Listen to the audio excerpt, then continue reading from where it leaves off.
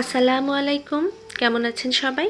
আশা করছি যে যেখান থেকে এই মুহূর্তে আমার ভিডিওটি দেখছেন সবাই ভালো আছেন, সুস্থ আছেন। আলহামদুলিল্লাহ, আমিও ভালো আছি। প্রয়াস কয়েকদিন যাবৎ ধরে পরোটা আর আলু ভাজি খেতে চাচ্ছিল, তো সময়ের অভাবে সেটা আমার আর বানানো হচ্ছিল না। কারণ প্রয়াসের যেদিন স্কুল থাকে সেদিন সকাল থেকে দুপুর পর্যন্ত আমি মোটামুটি খুব ব্যস্ততার মধ্যে থাকি। কারণ ওদের স্কুল তো দুপুর থেকে আমাকে ওকে খাইয়ে আবার টিফিন দিয়ে তারপরে রেডি করে পাঠাতে হয়। সেক্ষেত্রে দেখা যাচ্ছে যে সকালবেলাটা বেশি নাস্তার পিছনে যদি সময় দিয়ে ফেলি তাহলে আর দুপুরের মধ্যে সব কিছু শেষ করা একটু কষ্টসাধ্য হয়ে যায়। যে কারণে সকালবেলাটাই ওদেরকে আমি হালকা খাবার দেওয়ারই চেষ্টা করি, যেমন নুডলস, ওটস, আবার প্রয়াসের জন্য কখনো ডিম ভাজি, এরকম খাবারই ওরা খেয়ে থাকে। তো আজকে যেহেতু স্কুলটা ছুটি আছে, কারণ ওদের স্কুলে বার্ষিক ক্রীড়া প্রতিযোগিতা হয়েছে গতকাল, আর আজকে সে কারণে স্কুলটা বন্ধ। তো ভাবলাম যে আজকে যেহেতু স্কুল বন্ধ আছে, ওর পছন্দের খাবারটা ওকে বানিয়ে দিই। আসলে বাচ্চারা কোনো কিছু খেতে চাইলে সেটা না করে দেওয়া পর্যন্ত মায়ের মনে কিন্তু শান্তি হয় না। আমার সকালবেলাটা যেহেতু খুব ঝামেলায় থাকি, আর রুটির থেকে পরোটা বানাতে সময়টা কিন্তু একটু বেশিই লাগে। এ কারণে আমার আর এটা বানানো হয়নি। আর আজকে যখন বানাচ্ছি, আমি প্রয়াসকে ডেকে এসেছি ঘুম থেকে যে ওঠো, তোমার পছন্দের খাবার তৈরি করছি। সে এক ঝটকায় উঠে পড়েছে। অন্যদিন কিন্তু তাকে ডেকে ডেকে 14 বার ডেকে তারপরে উঠাতে হয়। তো আজকে এক ডাকেই সে ঘুম থেকে উঠে পড়েছে। খুব আহামরি কিছু না, তবে যার যেটা পছন্দ আর কি। যদি মাংস পরোটাও দেয়া হয় সে আলু ভাজি খোঁজে। যাই হোক, কথা বলতে বলতে আমি পরোটার জন্য যে চারকোনা শেপ দিতে হয় সেটা বেশ কয়েকটা করে নিয়েছি, আর এখন বেলেও নিচ্ছি। আমার কিন্তু আবার পরোটা যে কোনো কিছু দিয়েই খাই না কেন, দুধ চা দিয়ে খেতে অনেক বেশি ভালো লাগে। সব কিছু শেষে 1 কাপ দুধ চা হলে খুবই ভালো হয়। কারণ ওই যে বললাম, এক একজনের পছন্দ এক এক রকম।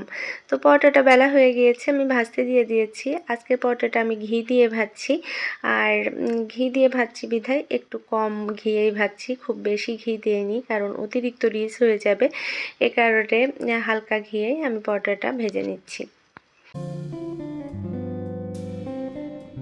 ভিডিওর এই অংশ পর্যন্ত যদি কেউ আমার সাথে থেকে থাকেন তাহলে প্লিজ ভিডিওতে একটি লাইক দিয়ে দিবেন, আর যদি ভিডিওর কোনো অংশ কোথাও যে ভালো লেগে যায় তাহলে আমার চ্যানেলটি সাবস্ক্রাইব করে আমার সাথেই থাকবেন।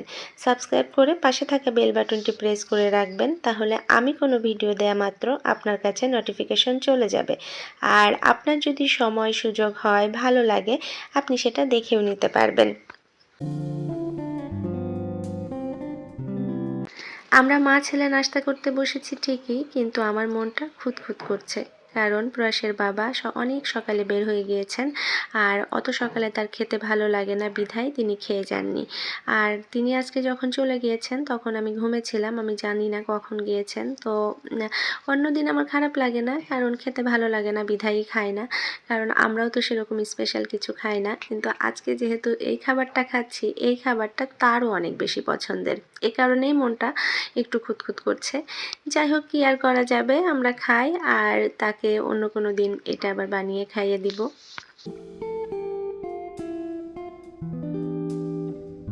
নাস্তা শেষ হয়ে গিয়েছে, এখন টেবিলটাও আমি একটু ভালো মতো ক্লিন করে নিব।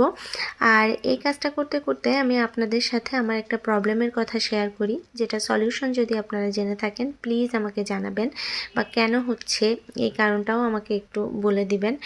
আমি আমার ফোন থেকে কোনোভাবেই ওয়াইটি স্টুডিও লগ ইন করতে পারছি না। যতবারই লগ ইন করতে যাচ্ছি দেখা যাচ্ছে একদম 2-1 সেকেন্ডের মধ্যে আবার হোম স্ক্রিনে ফিরে আসছে। কেন এটা হচ্ছে বুঝতে পারছি না। যেমন আজকের ভিডিওটাও কিন্তু আমি অন্য একটা ফোন দিয়ে তারপরে আপলোড দিয়েছি, কিন্তু আমার নিজের যে ফোন ওইটা থেকে আমি করতে পারছি না। এটা কি ফোনের সমস্যা না স্টুডিওর সমস্যা সেটাও বুঝতে পারছি না।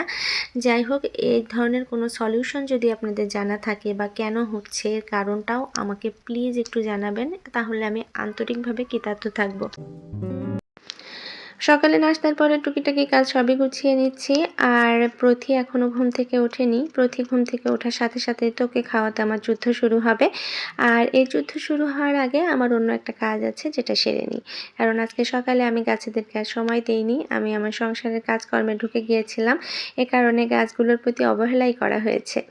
এই অ্যাডিনিয়াম গাছটায় ফুল ফুটেছিল, যেটা অনেক বেশি লম্বা আর দেখতে খুব একটা ভালোও লাগছিল না। তো ফুল ফোটা যখন শেষ হয়ে গিয়েছে, এখন আমি এটাতে কাটিং করে দিব। আর এই একটা গাছের জন্য 300-400 টাকা দিয়ে ফাঙ্গিসাইড কিনে আনতে আমার ইচ্ছা করেনি, কারণ ওই পরবর্তীতে ওইটা আমি আর কি করব। তো এই জন্য ওই নার্সারি চাচাকে আমি জিজ্ঞেস করেছিলাম যে, চাচা এই ফাঙ্গিসাইডের পরিবর্তে কি দেয়া যায়? তো উনি বলেছিলেন আপনি নেল পলিশ দিয়ে দিন, তাহলে দেখা যাচ্ছে আর গাছটার ওই জায়গা থেকে পচন ধরবে না বা শুকিয়ে যাবে। তো সে কারণে এই যে তাকে নেল পলিশ দিয়ে সাজাচ্ছি আর কি। তো এ কারণে এই মাথাটা শুকিয়ে যাবে ঠিকই, কিন্তু এর বডি থেকে যে ডালগুলো বেরোবে সেটাতে কিন্তু গাছটা অনেক বেশি ঝোপালো হবে। এই যে একটা ছোট্ট ফুল ফুটে আছে, এটা কিন্তু একটা বীজ থেকে গাছ হয়েছে। এর আসল গাছটা মারা গিয়েছে, আর ছোট্ট বীজটা টবে ফেলে রেখেছিলাম। ছোট ছোট গাছ হয়েছে, আর সেই গাছেই ফুল ফোটা শুরু করেছে। ফুলটা অনেক সুন্দর, তাই না? তো যাই হোক, আজকে সবগুলো গাছে এই যে এখন আমি একটু পানি দিয়ে দিচ্ছি। যদিও রোদ উঠে গেছে, তারপরেও দিয়ে দিই, কারণ এখন ওরকম কড়া রোদ ওঠেনি। আর এই যে অন্য একটা অ্যাডেনিয়াম গাছও কিন্তু এরকম কাটিং করেছিলাম, সেটা এই যে বডি থেকে পাতা বের হওয়া শুরু হয়েছে। আমার মাঝে মাঝে মনে হয় যে আমার বারান্দাটা যদি অনেক বড় হতো, তাহলে আমি অনেক অনেক গাছ লাগাতাম। এমন অনেক গাছ আছে যে আমি আনতে পারি না, কারণ টব অনেক বড়, বারান্দাটা পুরাই ঢেকে যাবে, কি আর করা যাবে। দুপুরে রান্নাবান্না শুরু করে দিয়েছি। পাশের চুলায় মাছ ভাজতে বসিয়েছি, আর এখন এখানে লাউ শাক রান্না করব। তো প্রথমে মশলাটা কষিয়ে নিয়েছি। নর্মালি পেঁয়াজ বাটা, রসুন বাটা, জিরার গুঁড়া, মরিচের গুঁড়া, হলুদের গুঁড়া, লবণ সব কিছু দিয়ে আমি মশলাটা সুন্দর মতো কষিয়ে নিয়েছিলাম। আর এখন এই যে লাউ শাকটা দিয়ে সেটা মশলার সাথে মিশিয়ে নিচ্ছি। এই লাউ শাক রান্নায় যদি একটু সরিষা বাটা ব্যবহার করা যায়, তাহলে টেস্টটা পুরাই চেঞ্জ হয়ে যায়। আমার কাছে যেহেতু আজকে সরিষা বাটা ছিল না, এ কারণে আমি আর সেটা দেইনি। আমি এভাবেই রান্না করে নিচ্ছি। সেটাও খেতে কিন্তু খারাপ হবে না। আর লাউ শাকটা কিন্তু অনেক বেশি মজা লাগে। নর্মালি সব রকমের শাকই আমার পছন্দ। আজ আমি বলছি যে শাক আমার অনেক বেশি পছন্দের, কিন্তু একটা সময় ছিল যখন বাসায় শাক রান্না হলে আমি ভাত খেতে চাইতাম না। আমার এমন অবস্থা ছিল, কোনোভাবে আমাকে শাক খাওয়ানো যেত না। তো সেই আমি আজকে এই যে শাক কেটে ধুয়ে রান্না করে তারপরে পছন্দ করে খাচ্ছি। আসলে বয়সের সাথে সাথে, সময়ের সাথে সাথে সব কিছুর পরিবর্তন হয়। অভ্যাস, রুচি, শখ, ভালো লাগা সব কিছু বদলে যায়। আমারও তাই হয়েছে, তাই আজকে আমি শাকের এত ভক্ত। যাই হোক, আর এই যে মাছগুলো যে ভেজে নিয়েছিলাম, ওটা আমি আলু টমেটো দিয়ে ঝোল করে নিয়েছি। এই আজকে দুপুরের রান্না। একটু পায়েস রান্না করেছিলাম, ভেবেছিলাম সন্ধ্যায় সবাই মিলে একসাথে খাবো, কিন্তু প্রয়াস বাসায় নেই। তার আজকে দুপুর থেকে কোচিং আছে, সে চলে গিয়েছে। আর প্রতি ঘুম থেকে উঠেছে এই তো ঘন্টাখানেকের ভিতরে। আমি প্রয়াসকে আনতেও চলে যাব। তো তার আগে প্রতিকে একটু কিছু খাইয়ে না নিয়ে গেলে ও ঝামেলা করে। আর ঘুম থেকে ওঠার পরে বাচ্চাদের কিন্তু ক্ষুধা লাগে। তো ভাবলাম যে ঠিক আছে, সন্ধ্যার আগে, বিকেল হয়ে গেছে, এখন সন্ধ্যা মোটামুটি হয়ে আসছে, তো ঠিক আছে ওকে খাইয়ে দিই, আর সাথে নিজেও একটু খাই, কারণ ওকে খাওয়াতে গেলে তো আর আমি না খেয়ে থাকবো না।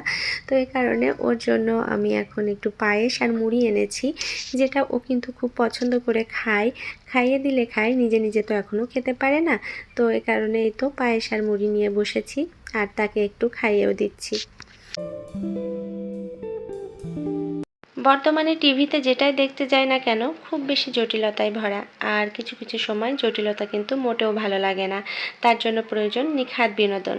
আর এই নিখাত বিনোদনের একমাত্র উৎস হচ্ছে কার্টুন। আমার এই মাঝ বয়সে এসেও কিন্তু কার্টুন দেখতে ভালো লাগে, এটা অনেকের কাছে হাস্যকর মনে হতে পারে। আর এই কার্টুনের মধ্যে গোপাল ভাঁড় আমার সবচেয়ে পছন্দের। গোপাল ভাঁড়ের হাস্য কৌতুকে মেতে থাকতে থাকতে আজকের মতো বিদায় নিচ্ছি। দেখা হবে নতুন কোনো ভিডিওতে। ভালো থাকবেন ততক্ষণ। আসসালামু আলাইকুম।